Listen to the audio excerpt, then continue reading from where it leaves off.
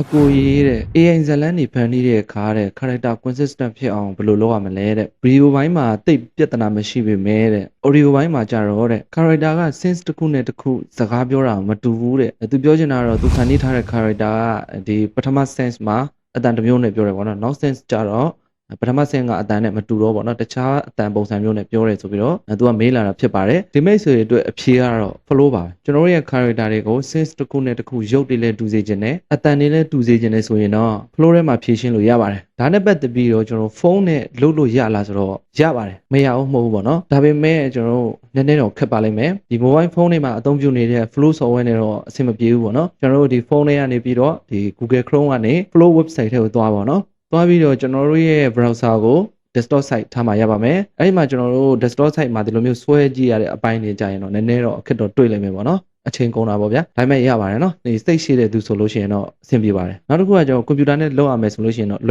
ွယ်တယ်မြန်တယ်ပေါ့နော်ဒီကလေးလုံးမှာကျွန်တော်ရဲ့မိတ်ဆွေတွေကဒီ browser မေးထားတဲ့မေးခွန်းအတိုင်းသိကျင်နေကြတဲ့သူတွေရှိလို့ရှိရင်ဒီ video လေးကိုအဆုံးထိကြည့်သွားပြီပါကျွန်တော်သိချလေးကျွန်တော်ရှင်းပြပါမယ်နော်ဟုတ်ပြီဒါဆိုရင် video လေးကိုစလိုက်အောင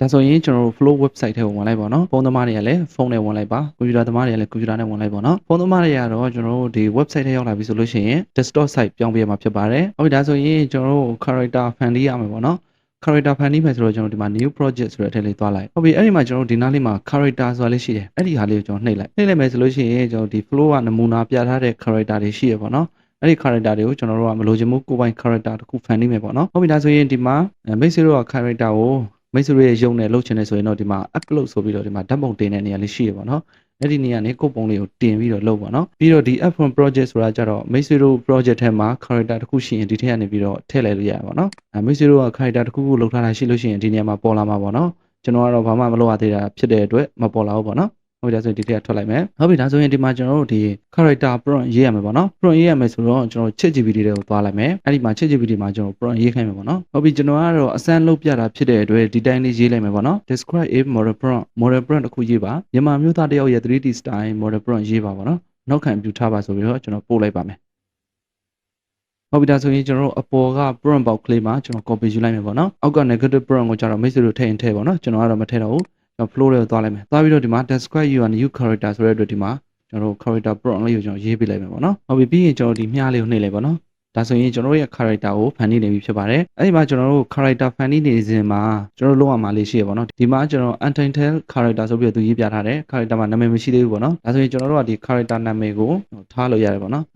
်ဥပမာကျွန်တော်မောင်းလို့ထားလိုက်မယ်ပေါ့နော်ပြီးလို့ရှိရင်ကျွန်တော်ဒီမှာ select a voice ဆိုပြီးတော့ပါတယ်အဲ့ဒီမှာမောင်ရဲ့အတန်ပေါ့နော်မောင်ရဲ့အတန်ကဘယ်လိုလဲပေါ့နော်အဲ့ဒါကိုကျွန်တော်ထည့်ရေးပြရမယ်ပေါ့နော်ပြီးလို့ရှိရင်ကျွန်တော်ဒီမှာ character info ဆိုပြီးတော့ရှိတယ် describe how your character app ပေါ့နော် main character ကဘယ်နေရာမှာတည်ဥဆောင်မှာလဲပေါ့နော်ဒါဆိုရင်ဒီနေရာမှာကျွန်တော်တို့အခက်ခဲကြီးကျွန်တော်ထည့်တယ်မလို့ပေါ့နော်ကျွန်တော်ရဲ့ character prompt ကိုဒီနေရာမှာထည့်ပေးလိုက်ရင်ရတယ်ပေါ့နော်ဒါကတော့အရှင်းလင်းဆုံးပဲပေါ့နော်ဒီမှာ character prompt ကိုထည့်ပေးထားတာဖြစ်တဲ့အတွက်ဒီ character ကဘယ်လိုပုံစံမျိုးဆိုတာကိုဒီနေရာမှာထည့်ပေးတာဖြစ်သွားလိမ့်မယ်ပေါ့နော်ပြီးလို့ရှိရင်ကျွန်တော်ဒီမှာ select a voice ဆိုတာလေးရှိရပေါ့နော်အဲ့ဒီကောင်နှိပ်လိုက်ဒါဆိုရင်ကျွန်တော်တို့ဒီ voice tone တွေအများကြီးကြာလာလိမ့်မယ်ပေါ့နော်ဒါကကြတော့အင်္ဂလိပ်အတန်တွေဖြစ်တဲ့အတွက်ကျွန်တော်တို့အတွက်အဆင်မပြေဘူးပေါ့နော်ကျွန်တော်တို့ကမြန်မာစကားပြောလုပ်ချင်တာဖြစ်တဲ့အတွက်ဒီနေရာမှာကျွန်တော်မြန်မာစကားပြောနဲ့ကိုက်ညီတဲ့ဟာတွေကျွန်တော်ထည့်ပေးရမယ်ပေါ့နော်ဒါဆိုရင်ကျွန်တော်အပေါ်ကဘာလဲဆိုတော့ simple dialog ကျွန်တော်တို့ character ရဲ့အတန်လေးကိုစမ်းသပ်ဖို့အတွက်နမူနာ dialog လေးဒီမှာရေးပေးရမယ်ပေါ့နော်ဟုတ်ပြီအဲ့ဒီမှာကျွန်တော်ကတော့ဒီနေ့မနေ့ခင်းကအရန်တာရတာပဲဆိုပြီးတော့ရေးလိုက်မယ်ပေါ့နော်ပြီးရင်ကျွန်တော်တို့ဒီမှာ customize performance ဆိုတာလေးရှိရပါတော့အဲ့ဒီမှာသူကဘာပြထားလဲဆိုတော့ describe how your character voice sound ပေါ့နော်မင်းရဲ့ character ရဲ့အတန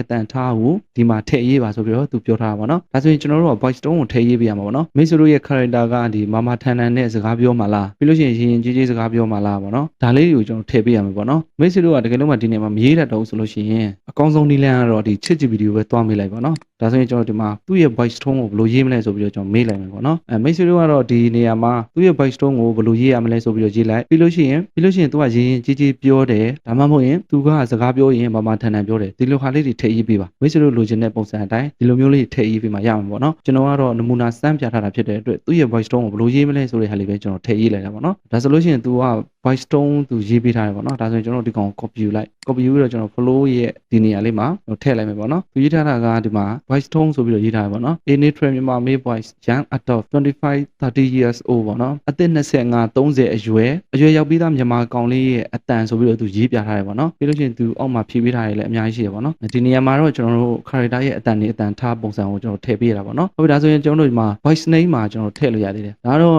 မောင်မောင်ရဲ့အတန်ဖြစ်တဲ့အတွက်ဒီနေရာမှာကျွန်တော်မောင်မောင်လို့ပဲရေးလိုက်ပါနော်ဒါဆိုလို့ရှိရင်ရပြီဟုတ်ပြီနောက်ဆုံးတစ်ခုအနေနဲ့ကျွန်တော်တို့ရဲ့ character ရဲ့အတန်ကိုအစမ်းနားထောင်ခြင်းနဲ့ဆိုလို့ရှိရင်ဒီမှာ preview ဆိုတာလေးရှိရပါတော့အဲ့ဒီကောင်လေးကိုကျွန်တော်တို့နှိပ်လိုက်ဒါဆိုရင် character ရဲ့အတန်လေးကို generate လုပ်နေရပါတော့ခဏလေးစောင့်ပြီးပါနော်ဒီလိုမျိုးလေးပေါ်လာပြီဆိုရင်တော့ရပြီပါနော်ဒါဆိုရင်ကျွန်တော်အစမ်းလေးနားထောင်ကြည့်အောင်ဒီနေ့မနေ့ခင်ကအရန်တာရတာပဲဒါဆိုလို့ရှိရင်မြန်မာတန်လေးနဲ့ပါနော်ဒီနေ့မနေ့ခင်ကအရန်တာရတာပဲဒါဆိုရင်ကျွန်တော်အတန်အတွက်ကအဆင်ပြေသွားပြီပါနော်ပြေသွားပြီဆိုလို့ရှိရင်ကျွန်တော်ဒီအောက်မှာ6 new voice ပါလေးကိုကျွန်တော်တစ်ချက်နှိပ်လိုက်ပါဟုတ်ပြီဒါဆိုရင်ကျွန်တော်ဒီမှာ add to character ဆိုတာလေးပေါ်လာလိမ့်မယ်ပေါ့နော်အဲ့ဒီ add to character ဆိုတဲ့ box ကလေးကိုကျွန်တော်နှိပ်လိုက်ပါဒါဆိုရင်ကျွန်တော်တို့ဖန်တီးထားတဲ့ဒီ character နဲ့ဒီရဲ့ voice tone နဲ့ကျွန်တော်တစ်ခုတည်းဖြစ်သွားပြီပေါ့နော်နားထောင်ကြည့်ဒီနေ့မနေ့ခင်ကအရန်တာရတာပဲဒါဆိုရင်ကျွန်တော်တို့ဒီမှာ voice tone ရဲ့ character ရဲ့ပြီးလို့ရှိရင်ဒီမှာ character info ရဲ့ပေါ့နော်ဒါတွေကိုအကုန်လုံးကျွန်တော်လုပ်ပြီးသွားပြီဆိုလို့ရှိရင်ကျွန်တော်ဒီမှာ dance ဆိုတာလေးရှိရပေါ့နော်အဲ့ဒီကောင်လေးကိုနှိပ်လိုက်ဒါဆိုရင်ကျွန်တော်တို့ရဲ့ဒီ project ထဲမှာ character တစ်ခုရသွားပြီပေါ့နော်ဒါဆိုရင်မိတ်ဆွေတို့က EM video တွေဖန်တီးတော့မယ်ပေါ့နော်ဖန်တီးတော့မယ်ဆိုရင်ကျွန်တော်ဒီ box ကလေးနဲ့ပဲစာတွေရေးမယ် prompt နဲ့ရေးမယ်ပေါ့နော်ဒီလိုမျိုးလုပ်ကြမှာပါဒါဆိုရင်ကျွန်တော်တို့ကဒီမမောင်ရဲ့ character ကိုထည့်ကျင်တယ်ဆိုလို့ရှိရင်ကာစာလေးတင်ထားလိုက်ပါနော်တင်ပြီးတော့ဒီအစစ်30ကိုနှိပ်မယ်နှိပ်ပြီးတော့ကျွန်တော်ဒီမှာ add to prompt ဆိုတာလေးရှိရပါနော်အဲ့ဒီကောင်လေးကိုနှိပ်လိုက်နှိပ်ပြီးပြီဆိုလို့ရှိရင်ကျွန်တော်ဒီမှာမောင်ကိုဘယ် sense မှာကျွန်တော်တို့ထည့်ကျင်တာလဲပေါ့နော် dialogue တွေကိုဗာပြောစေချင်တာလဲဒီနေရာတွေမှာမိတ်ဆွေတို့သုံးမဲ့ sense တွေ dialogue တွေကိုဒီမှာခြာရေးလိုက်ပါတော့ခြာရေးလိုက်မယ်ဆိုလို့ရှိရင်မောင်ကိုကျွန်တော်တို့ဖန်တီးထားတဲ့ voice tone တွေ character style တွေအတိုင်းပဲကျွန်တော်တို့ sense ထဲမှာရောက်လာမှာဖြစ်ပါတယ်ဒါကြောင့်ကျွန်တော်တို့မိတ်ဆွေတို့ပြောချင်တာကဒီလိုမျိုး character တစ်ခုကိုဖန်တီးထားလိုက်ခြင်းအပြင်မိတ်ဆွေတို့ရဲ့ sense တွေမှာဒီရုပ်ပြောင်းသွားတာတွေအတန်ပြောင်းသွားတာတွေမရှိတော့ဘူးပေါ့နော်မိတ်ဆွေတို့လည်းဒီနည်းလမ်းလေးအတိုင်းစမ်းကြည့်ပါနော်ဒီနေ့ဗီဒီယိုလေးကတော့ဒီလောက်ပါပဲဒီဗီဒီယိုလေးကမိတ်ဆွေတို့အတွက်အကျိုးတစုံတရာရတယ်ဆိုလို့ရှိရင် comment မှာ okay လို့ရေးတော့ပြပါအားလုံးကိုကျေးဇူးတင်ပါတယ်နောက်ဗီဒီယိုတွေမှာကျွန်တော်ပြန်လည်ဆုံတွေ့ကြပါမယ်